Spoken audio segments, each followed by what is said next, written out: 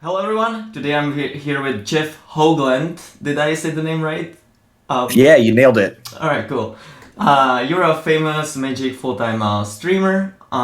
Most people probably know you. How it's going today? I'm doing fantastic. That's awesome. Actually, I kind of remembered recently the first time I ever noticed you. I hope it was you. It was like a time where everyone was playing like these Jeskai flash decks, and you were playing like your own teamer version with like a free green guy for free. Yeah. Do you remember that? Was that you? Was that you?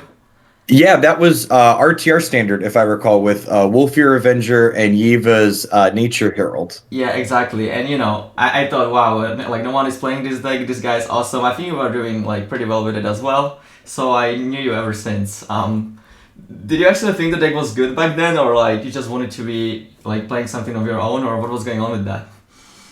I think that deck's probably a good example of one of the many decks that I played over the years where it was definitely a little bit lower in power level than everything else that was going on in the format, but you gained enough edges from people not being familiar with what you were doing that you could be competitive even against good players.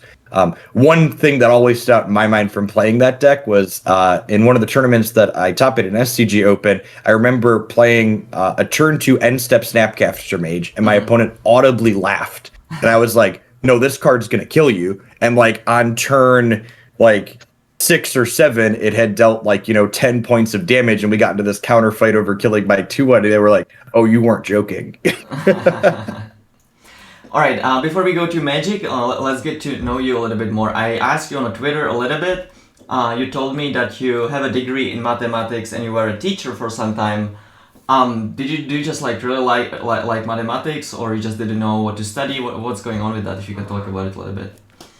Yeah, so when I originally started going to college, I thought maybe I was going to do something with computer science. And then I took Calculus 1 as a class that was a prerequisite for that. And it just kind of clicked for me in a way that other mathematic topics before that hadn't. I was just kind of hooked and wanted to take more and study more in that field, and kind of dove into, more theoretical stuff and practical stuff too. My graduate degree, the project that I worked on at the end of it, had a lot to do with analyzing network graphs, things like traffic patterns and finding minimal subsets of graphs.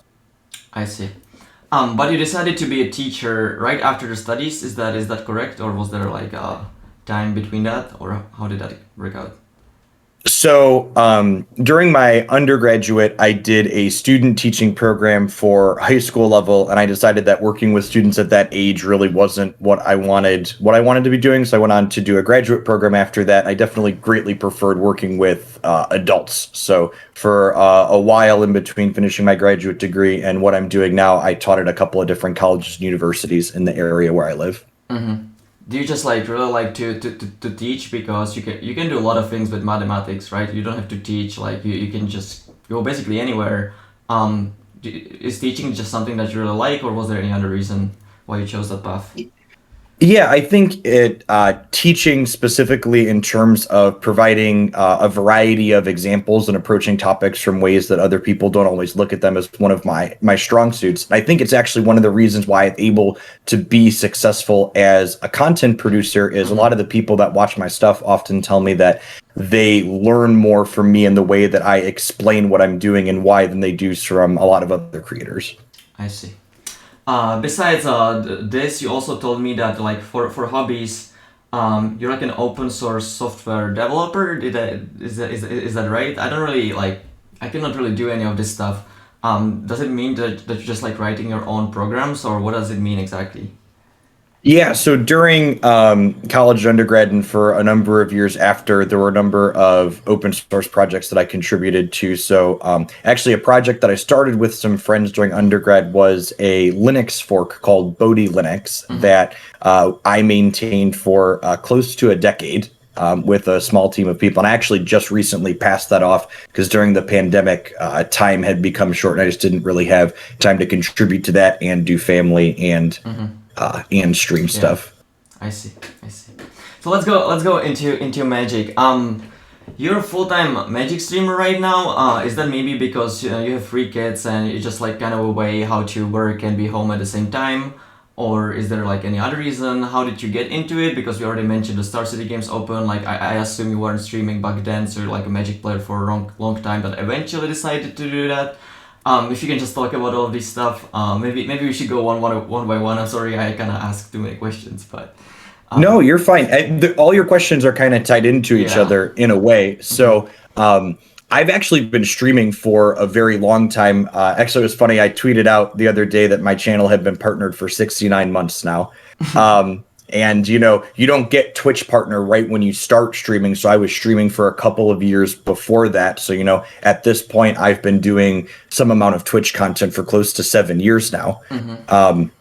And back when I was grinding and playing a bunch of the SCG stuff, I wasn't streaming full time, but I was doing, 10 to 20 hours a week. And in fact, the reason why I initially started streaming was some of my buddies were like, Jeff, we know you're playing Magic Online leagues in your off time. Just like capture your screen and send it out because we want to watch whatever sweet decks that you're playing. Because like the teamer deck that you talked about, I always was kind of trying to work outside the box a little bit, even when I was working competitively. Did you like, for example, when you're streaming, I assume that people like to see like these weird decks more, so like you're maybe a little bit more popular because of that. Would you say that's accurate, or you just like to play them? What's going on with that? Yeah, I think the range of things that I play is definitely part of what has allowed my content to become successful to the degree that it has. But also the structure and consistency with which I stream at's important too. So like, not only do I try and work on things that are a little bit outside the beaten path, but I also have a pretty solid rotation through decks. Like every single day when I play, people know that they can expect not just to see one thing, but 3 to 4 different things as we rotate through my schedule in the morning. So they're not going to like tune in the morning and then still be on that same deck when we get to the afternoon. They always know what to expect. I see.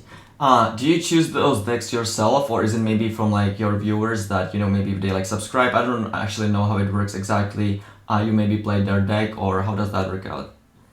Yeah, so my decks that we play are kind of a mixture of the two. There's some decks that I pick out through things that I'm working on and trying to optimize because I think they're a little bit outside the box but could potentially be competitive. And then I also take viewer deck submissions where people have this idea and they say, Jeff, I want to see you fix this up or like give input on it. And I try and do that. I will say probably the number one thing that I do for people is mana bases are not the general Magic public strong suit. Play more lands, people. Mm-hmm. We kind of got away from my initial question, why you actually decided to go full-time streaming. Was it maybe because of the kids, as I mentioned, or was there like any other reason you just really liked it, so it was like a good combination of doing something that you like and like good income? If you can talk about it. So I think, yeah, that's a great question. So I have 3 kids, a 7, 6, and now an almost 1-year-old. And when my oldest was born, my wife had a little bit more job security than I did. So we ended up deciding that I was going to stay home with our oldest as a baby. So I quit my full-time job.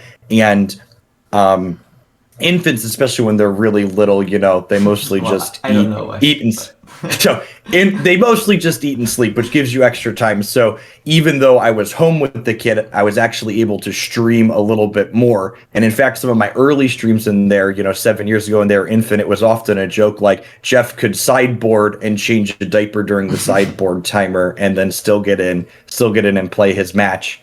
And the number one question I often have from smaller content producers especially is, Jeff, how did you know you could go full time? And the answer to that question in my mind was very simple, as I decided to pursue full-time content when content was able to pay me a full-time wage. So I often see, people talk about like, I've decided I'm going to stream full-time, and you like pull up their metrics and they average like 70 or 80 viewers or less than that. And it's like, that's probably not a great idea. I remember talking to my wife, and it was like, we hit 1,000 concurrent subscribers for the month for the first time. And I was like, this could be a job, I think. Let's hire a babysitter so I can stream without changing diapers in between or wrangling the kids mid-match and try and make it a little bit more professional. And it ended up being a great decision. 1,000 subscribers turned into 2,000 subscribers. And I'm still here into my almost 4th year of full-time content production now.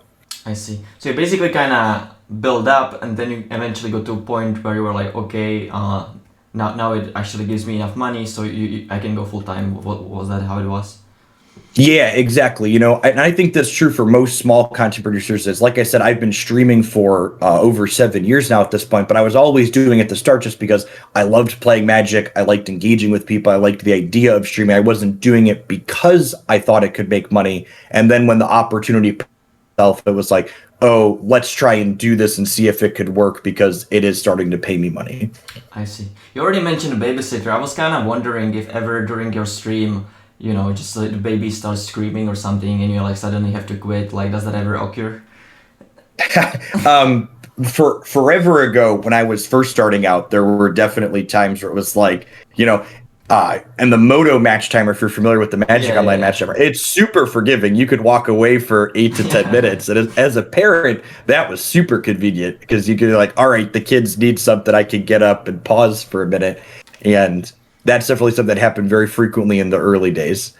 These days, with the pandemic and everything going on, my wife is a business analyst, and her job's been very flexible with her. So she's been mostly wrangling the kids while I stream during the day. But as we get back to some semblance of normal, the kids will be in daycare, so we can both work full time again. I see. You already mentioned a couple of times that you're like you didn't say like that you're a streamer. You said specifically content producer. Does that mean that you're like doing other content besides just streaming on Twitch?